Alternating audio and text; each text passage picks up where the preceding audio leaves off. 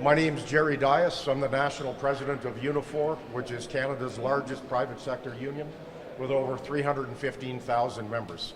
And I'm here in Mexico City as a part of the Canadian team, a stakeholder working with the Canadian government.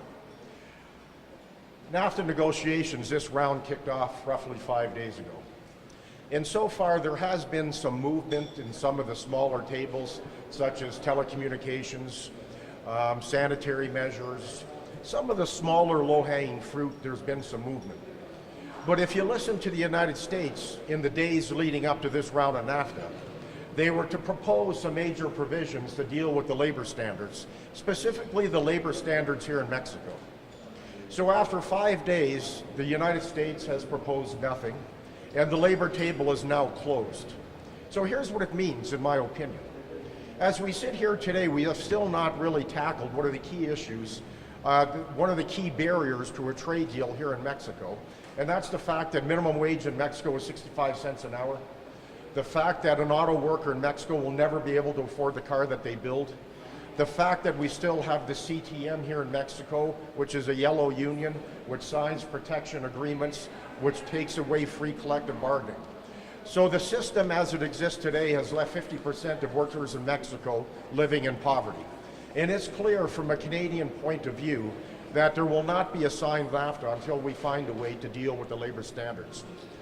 But negotiations this round has taken a major setback as a result of the Trump administration yesterday talking about putting tariffs on steel and aluminum that's imported into the United States, and we're expecting the final announcement to come down on Tuesday.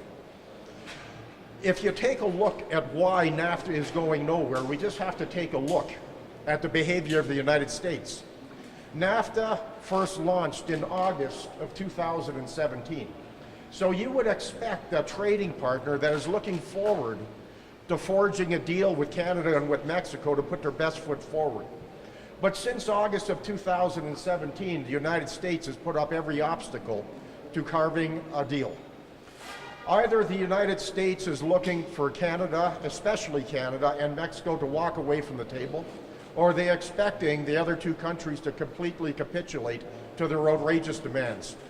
So since August of 2017, when these talks started, the United States first slapped a tariff on softwood lumber.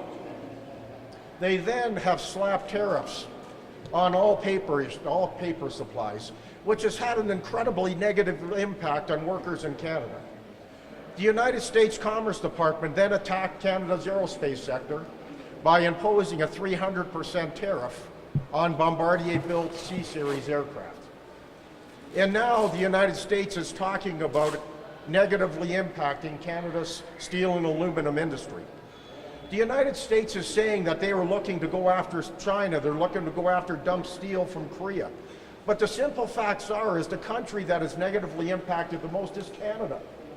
So since the start of NAFTA, the United States has hit us in softwood lumber, paper, our aerospace sector, and is now coming after steel and aluminum.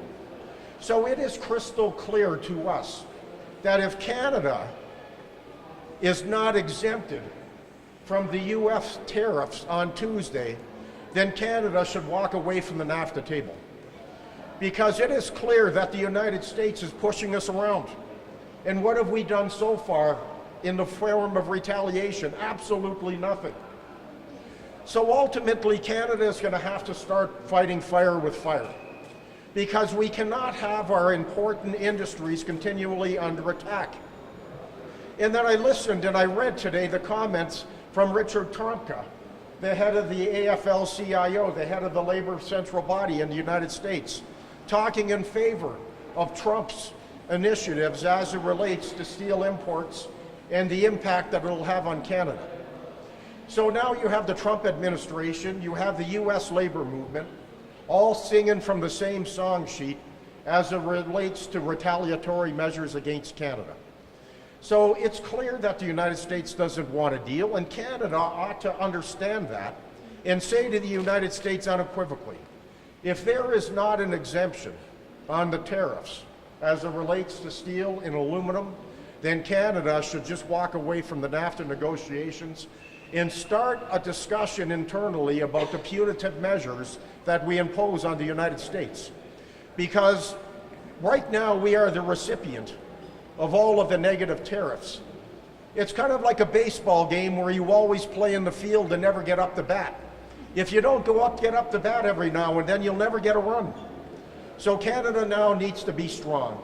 There's one thing about Canada talking about being strong, pushing the United States, being proactive, but it is now the time for Canada to make a strong stand in protection of Canadian workers in Canadian jobs, because we know that the impact of any steel and aluminum tariff will be crucial. Think of the jobs in the auto industry. Think of the steel workers in Canada that'll be negatively impacted. Think about the aluminum workers in Canada. Think about the industries in Canada that are heavily favored on the steel and the aluminum industry.